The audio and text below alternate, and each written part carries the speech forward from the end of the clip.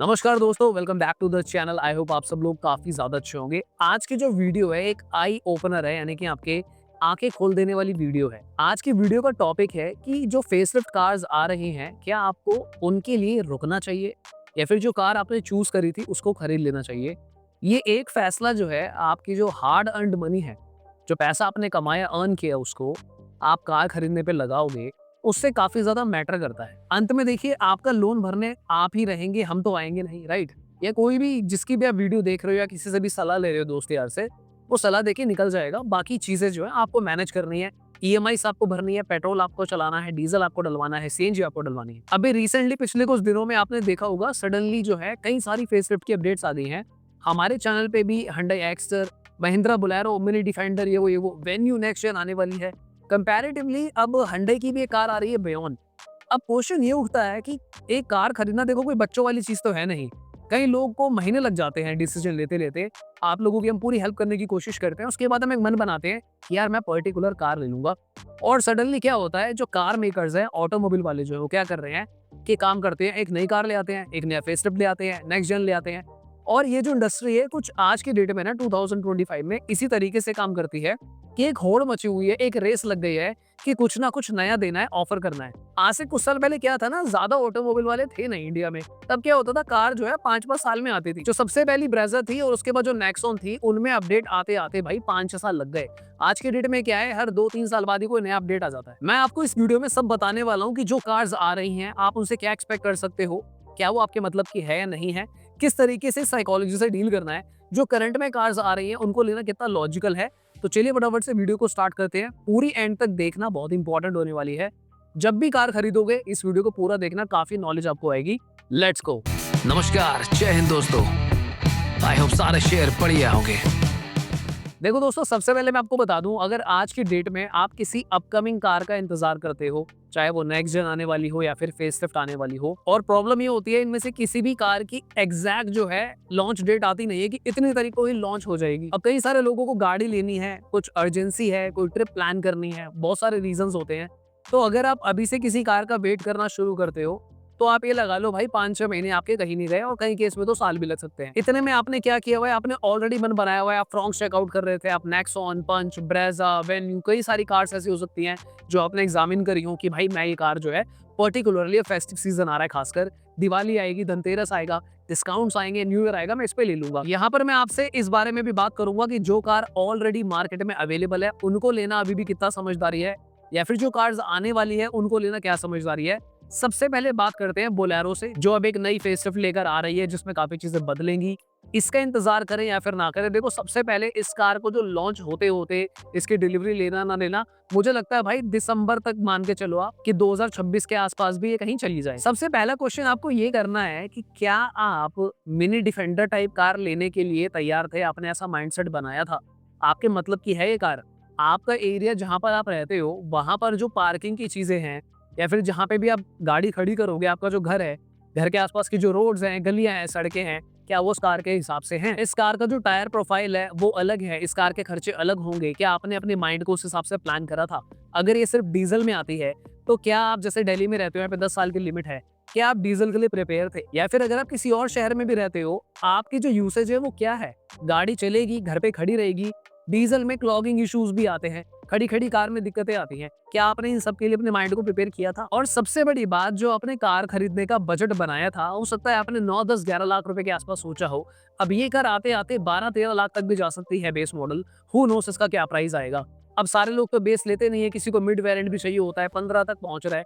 आप इतना पैसा लगाने के लिए तैयार थे? अगर इन सारी बातों का जवाब निकल कर आता है कि नहीं यार ये सब तो मैंने सोचा ही नहीं था, तो इस बात का सिंपल सा आंसर है कि आपको इस कार का वेट करने की शायद जरूरत नहीं है। आप आगे बढ़ सकते हो, वीडियो देखते रहो, मजे लेते रहो, नॉलेज काफी ज्यादा जरूरी है। कई बार ऐसा भी होता है कि ना चाहते हुए भी हमारे प्लान टल जाते हैं, हमें कुछ भी इश्यूज आ जाते हैं, कोई फाइनेंशियल इशू है या फिर घर में कोई ऐसी बात हो गई कि नहीं गाड़ी ले सकते, कोई मुहूर्त का सीन है, तो वीडियो देखो, आप नॉलेज गेन करो। पर जो आपने डिसीजन बनाया है, अगर सारी कंडीशंस में आपने जो भी कार चूज करी वही बेस्ट निकल कर आ रही है, उसी पर आप स्टिक रहें। नेक्स्ट बात करते हैं मोस्ट इंपॉर्टेंट कार की, जो कि होने वाली है वेन्यू नेक्स्ट जनरेशन।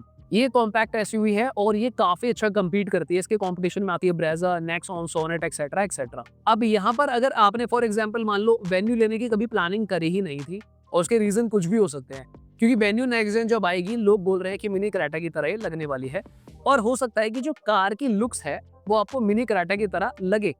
पर क्या आपके बाकी पैरामीटर्स सेट बैठ रहे हैं? क्योंकि अगर आप इसको बाकी कॉम्पैक्ट एसयूवी से कंपेयर करते हो, लेट्स से अगर हम ब्रेजा की बात करते हैं यहाँ पे, तो दिखने में एक बार को ब्रेजा ज्यादा बड़ी लगती है, उसका स्पेस लेवल अलग है, उसमें 1.5 एन इंजन के ऑप्शंस भी अवेलेबल हैं, या फिर देयर इज अ पॉसिबिलिटी कि अगर हम 3XO के आगे वेन्यू को कंपेयर करें, वो इंडस्ट्री के हिसाब से काफी ज्यादा लॉजिकल है, पावर भी बहुत ज्यादा अच्छी है। आप कुछ भी कर लो, वेन्यू आपको इतनी पावर नहीं दे पाएगी जितनी आपको 3XO में ऑलरेडी देखने को मिल रही है, अनटिल एंड अनलेस वो 1.2 लीटर टर्बो इंजन ले आए। अगर ये सारी चीजें काफी ज्यादा इंपॉर्टेंट है और आपके पास वक्त भी है, तो वेन्यू नेक्स्ट जेन के लिए रुकना जरूरी है। बट अगेन उसकी भी जो प्राइसिंग है, आपको प्राइसिंग ब्रैकेट समझना है कि आप अपना बजट बढ़ा सकते हो बिना किसी लोन के, या फिर अगर लोन बढ़ाना भी है, इंटरेस्ट बढ़ाना भी है, क्या पॉकेट पे ज्यादा असर तो नहीं पड़ेगा, आपको पेट्रोल भी डलवाना है, EMIs भी भरनी है, तो ये सारे जो खर्चे हैं क्लब हो जाते हैं, यानी कि मिलजुल कर आपको हिसाब किताब से समझना है। मान लो आपने पिक करी थी अपने लिए कि यार मैं ना बलिनो ले लूंगा या फिर मैं फ्रॉन्क्स ले लूंगा, अब आप सडनली वेन्यू नेक्स्ट जेन का वेट करने लग गए, तो पहले आप कैलकुलेट कर लो एक बार को कि भाई हाँ, जो मेरी कैलकुलेशन है सही बैठ रही है या फिर नहीं बैठ रही। वीडियो को मैं 1 मिनट यहाँ पर रोकता हूँ, मैं आपको बता दूं, अगर आपको कोई real time car buying consultation लेनी हो तो आप हमसे फोन पे भी बात कर सकते हो, मुझसे डायरेक्टली बात कर सकते हो, आप हमसे ईमेल पे भी कंसल्टेशन ले सकते हो। इसकी फीस होती है दोस्तों, फीस इसलिए होती है क्योंकि अगर हम फीस नहीं रखेंगे तो हमारे पास जो है दिन की 50-100 मेल आ जाती हैं। अगर मैं बताऊं भाई, कई बार ऐसा होता है कि कुछ लोग बस इन्फॉर्मेशन के लिए मेल्स करते हैं, पहले हमने फ्री में भी रिप्लाईज करे हैं, तो उसमें क्या होता है, जो रियल टाइम बायर होता है जिसको ज्यादा अर्जेंसी होती है, वो पीछे रह जाता है कहीं ना कहीं। तो फी रखने का लॉजिक ये है कि हम एक फिल्ट्रेशन लगा पाए कि हाँ भाई, इस बंदे को जेन्युइनली नीड है एंड इसमें डेफिनेटली टाइम इन्वॉल्व होता है। आपने जो भी कार्स को चूज करा उसके लिए हमें आपके लिए इंडिपेंडेंट रिसर्च करनी पड़ती है, आपकी रनिंग क्या है, रिक्वायरमेंट्स क्या है, स्पेस, डायमेंशंस, ब्ला ब्ला ब्ला, तो इसलिए यहाँ पे फीस इन्वॉल्व होती है। बाकी हम लोग फेसबुक और इंस्टाग्राम पे भी अवेलेबल है, वहां पे भी फॉलो कर लेना। चलिए वापस आते हैं अपने टॉपिक पे। तो जैसा मैं आपको कह रहा था कि आपने जो भी कार प्लान करी उसके हिसाब से वेन्यू नेक्स्ट जेन को आपको कंपेयर करना है कि अगर मैं इस कार के लिए रुक रहा हूँ, क्या कोई सेंस बनता है या फिर कोई लॉजिक बनता है, या फिर जो भी कार मैंने देखी उसे ले लेते हैं। नेक्स्ट 2 कार जो हुंडई की तरफ से और आ रही है, जिसके लिए आपका फॉर एग्जाम्पल वर्ना फेसलिफ्ट है और एक्स्टर फेसलिफ्ट है। अब इन दोनों का जो प्राइस ब्रैकेट है बहुत ज्यादा अलग है। एक्स्टर की प्राइसिंग की शुरुआत 6-6.5 लाख रुपए से है, कंपैरेटिवली वरना जो आपकी 13-14 की रेंज में जाती है। तो इन दोनों का तो ऑब्वियसली कोई कंपैरिजन नहीं है। पर अगर आप फॉर एग्जांपल कोई भी कार लेने की प्लानिंग कर रहे थे, तो आपको एक चीज समझनी होगी कि चाहे एक्स्टर आ रही है, चाहे वरना आ रही है, कोई भी फेसलिफ्ट आ रहा है, मोस्ट ऑफ द केसेस में इनका इंजन सेम है। लुक्स में थोड़ी बहुत तब्दीली हो सकती है, वो भी एक्स्टर के केस में तो डाउटफुल है। कंपनी कह रही है फ्रंट से सेम रखेंगे, पीछे का कुछ पता नहीं। हालांकि हम चाहते हैं वो चेंज हो जाए, तो अगर आप थोड़ा सा रुकना चाहो उसके लिए रुक सकते हो। हालांकि मैं आपको ये सलाह दूंगा कि अगर आप मिनी एसयूवी लेने की प्लानिंग कर रहे हो तो रुक जाओ। क्यों रुक जाओ, उसका बहुत सॉलिड रीजन है मेरे पास। इस सेगमेंट में देखो टाटा पंच लीड करती है, दूसरा ऑप्शन आपके पास है एक्स्टर, बाकी देखो मैग्नाइट वगैरह भी आती है। पर मैं आपको सही बताऊं, पंच फेसलिफ्ट का वेट करना बहुत लॉजिकल है। चेंजेस चाहे हो चाहे ना हो, चेंजेस कुछ नया आए या ना आए, पर आपको फेसलिफ्ट ही लेनी चाहिए। क्योंकि टाटा की मैंने एक बात नोटिस करी है, टाटा मोटर्स जो है ना, नेक्सॉन और पंच पे काफी कम डिस्काउंट रखते हैं। लोग उतना डिस्काउंट देते नहीं है कि एक बात बन जाए कि हाँ भाई, अगर मैं फेसलिफ्ट नहीं लेता, दूसरे लेने में मुझे कोई फायदा होगा। तो अगर आप मिनी एसयूवी वाली कैटेगरी का वेट करना चाहो तो भाई दोनों कार के लिए रुको, जो भी अपडेट आएगा उसके हिसाब से मन बना लेना। हमारे चैनल को आप सब्सक्राइब करके रखो, हम सारी कार्स के बारे में टाइमली अपडेट्स देते रहते हैं। अगर आप कोई सेडान खरीदने की प्लानिंग कर रहे थे, तो उस केस में देखो, अगर मैं बात करूं Hyundai वर्ना की, इसकी लुक्स आपने ऑलरेडी देखी हुई है कि रोड पे कैसे लगती है। ये नेक्स्ट जेन नहीं है, ये फेसलिफ्ट है, तो मुझे नहीं लगता कि इसमें काफी ज्यादा चेंजेस होने वाले हैं। बहुत मिनिमल चेंजेस होंगे, थोड़े से फीचर बढ़ेंगे, स्लाइटली चेंजेस हो सकते हैं।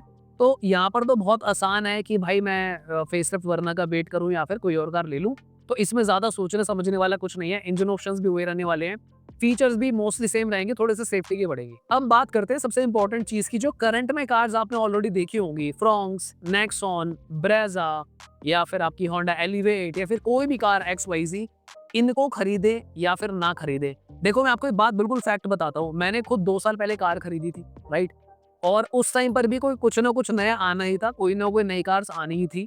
मेरे ख्याल से उस टाइम पे महिंद्रा XUV 3XO आनी थी, और थोड़ी बहुत खबर थी कि शायद स्कोडा की भी कोई आ सकती है। हालांकि उस टाइम पर मैं थोड़ा सा रुका था, क्योंकि मुझे लगा था कि पोलो SUV आएगी, बट दैट डिडंट हैपन। मैंने बात कर ली थी फॉक्सवैगन से, एंड दे वर लाइक कि नहीं, ऐसा कुछ नहीं है, वो नहीं आने वाला, and then I moved on. Logic ये है कि अगर आप 2 साल पहले की कार्स भी देखते हो, नेक्सॉन देखो आप, ठीक है, आपको कहाँ से वो आउटडेटेड लगती है। लुक्स के मामले में आज भी अगर आप कॉम्पैक्ट SUV में देखते हो, भाई वो काफी फ्यूचरिस्टिक है। मुझे लगता है अगले 2 साल और तक भी वो आपको आउटडेटेड नहीं लगने की। इनफैक्ट अगर आप ब्रेजा के लुक्स भी देखते हो भाई, कहाँ से आउटडेटेड लगती है कार्स, 2-3 साल होने कोई आउटडेटेड नहीं है। आप बिल्कुल लेके सड़कों पे घूम, एक बार को जो वेन्यू थी ना, वेन्यू पुरानी वाली आउटडेटेड लगेगी आपको, पुरानी ब्रेजा लोगे वो आउटडेटेड लगेगी, पुरानी नेक्सॉन आउटडेटेड लगेगी। दैट मेक सेंस कि यार 5-6 साल का सफर है और काफी टाइम हो जाता है, तो वो डेफिनेटली आउटडेटेड लगती है, इसमें कोई दो राय नहीं। इनफैक्ट फ्रॉन्क्स भी 2-2.5 साल पहले आई है, कहाँ से आउटडेटेड लगती है, बिल्कुल भी आउटडेटेड नहीं लगती है। फर्क कहाँ पे आता है, फॉर एग्जाम्पल एक सिचुएशन लेते हैं, मान लो मेरा नाम है अजय, ठीक है, अजय को एक कार लेनी है और मैंने चूज करी कि मैं फॉर एग्जांपल टाटा नेक्सॉन लूंगा।